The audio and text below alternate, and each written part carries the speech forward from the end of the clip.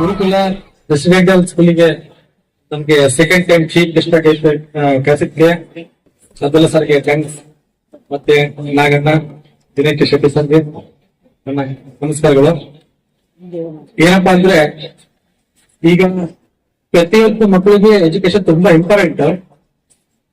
ಅದ್ರ ಜೊತೆಗೆ ಸ್ಪೋರ್ಟ್ಸ್ ಮಾಡಿ, ಯಾಕಂದ್ರೆ ಈಗ ಪೋಷಕರು ಮಕ್ಕಳಿಗೆ ಸ್ಪೋರ್ಟ್ಸ್ ಅಲ್ಲಿ ಕಳಿಸೋದ್ರಿಂದ ದುಶ್ಚಟಗಳಿಗೆ ಬಲಿಯಾಗಿದೆ. ಅವರು ಒಂದು ಸ್ಪೋರ್ಟ್ಸ್ ಫ್ರೆಂಡ್ಶಿಪ್ ಆಗಿ ಹೊರ ಹೋಗ್ತಾರೆ. ಕಾರಣ ಏನಪ್ಪಾ ಅಂದ್ರೆ, ನಾನು ಓದಿರೋದು 10th, ನಾನು ಬಾಡಿ ಬಿಲ್ಡಿಂಗ್ ಸ್ಪೋರ್ಟ್ಸ್ ಅಲ್ಲಿ ಬಂದಿದ್ದೆ. ಇವತ್ತು ರೈಲ್ವೆದಲ್ಲಿ ಆರ್ಟಿಸ್ಟ್ ಸೂಪರಿಂಟೆಂಡೆಂಟ್ ಆಗಿ ವರ್ಕ್ ಮಾಡ್ತಿದ್ದೀನಿ. ಅದಕ್ಕೋಸ್ಕರ ಎಜುಕೇಶನ್ ಜೊತೆಲಿ ಸ್ಪೋರ್ಟ್ಸ್ ನ ನೀವು ಅಳವಡಿಸ್ಕೊಂಡ್ರೆ ಅಂದ್ರೆ ಲೈಫ್ ತುಂಬಾ ಚೆನ್ನಾಗತ್ತೆ. ಜೈ ಜೈ ಕರ್ನಾಟಕ. ನಮಸ್ಕಾರ ಸರ್. ಎಲ್ಲ ನಮ್ಮ ಮಕ್ಕಳು ವೇಟ್ ಮಾಡ್ತಾ ಇದಾರೆ. ಎಲ್ಲರೂ ಪೋಸ್ ತೋರಿಸಿ ನೋಡೋಣ.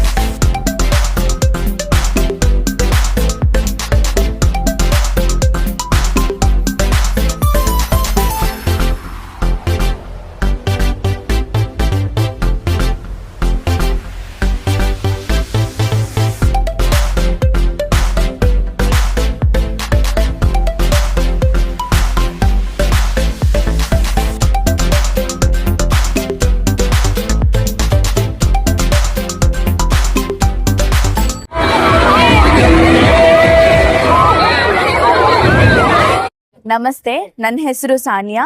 ನಾನು ಗುರುಕುಲ ರೆಸಿಡೆನ್ಷಿಯಲ್ ಡೈರೆಕ್ಟರ್ ಅಬ್ದುಲ್ ಸರ್ ಮಗಳು ಮಾತಾಡ್ತಾ ಇರೋದು. ಸೊ ಗುರುಕುಲ ಸ್ಕೂಲಲ್ಲಿ 5 ವರ್ಷದಿಂದ ನಾವು ಪೇರೆಂಟ್ಸ್ ಸ್ಪೋರ್ಟ್ಸ್ ನ ನಡೆಸ್ತಾ ಬರ್ತಾ ಇದ್ದೀವಿ. ಸತತವಾಗಿ 5 ವರ್ಷದಿಂದ ನಮ್ಮ ಸ್ಕೂಲಲ್ಲಿ 2000 ಪೇರೆಂಟ್ಸ್ ಪಾರ್ಟಿಸಿಪೇಟ್ ಮಾಡ್ತಾರೆ. ಆಮೇಲೆ ನಮ್ಮ ಮೇನ್ ಉದ್ದೇಶ ಈ ಸ್ಪೋರ್ಟ್ಸ್ ಏನಂದ್ರೆ, ಪೇರೆಂಟ್ಸ್ ಮತ್ತೆ ಅವ್ರ ಮಕ್ಳು, ಈಗ ಪೇರೆಂಟ್ಸ್ 24 hours ಅವ್ರ ಮಕ್ಳಿಗೆ ಟೈಮ್ ಕೊಡಕ್ ಆಗೋದಿಲ್ಲ. ಸೊ ಈ ಪೇರೆಂಟ್ಸ್ ಸ್ಪೋರ್ಟ್ಸ್ ಅಲ್ಲಿ ಪೇರೆಂಟ್ಸ್ ಮತ್ತೆ ಮಕ್ಳು ಬಾಂಡ್ ನ ಇನ್ಹಾನ್ಸ್ ಮಾಡುತ್ತೆ. ಸೊ ಇದೆಲ್ಲ ನಮಗೆ ನೋಡಿದ್ರೆ ಖುಷಿ ಆಗುತ್ತೆ. ನಾನ್ ಪೇರೆಂಟ್ಸಿಗೆ ಹೇಳದಷ್ಟೇ, ಯಾವುದೇ ಗೇಮ್ಸ್ ಆಗ್ಲಿ ಪಾರ್ಟಿಸಿಪೇಟ್ ಮಾಡಿ, ವಿನ್ ಆಗಿ, ಆಮೇಲೆ ಎಂಜಾಯ್ ಮಾಡಿ.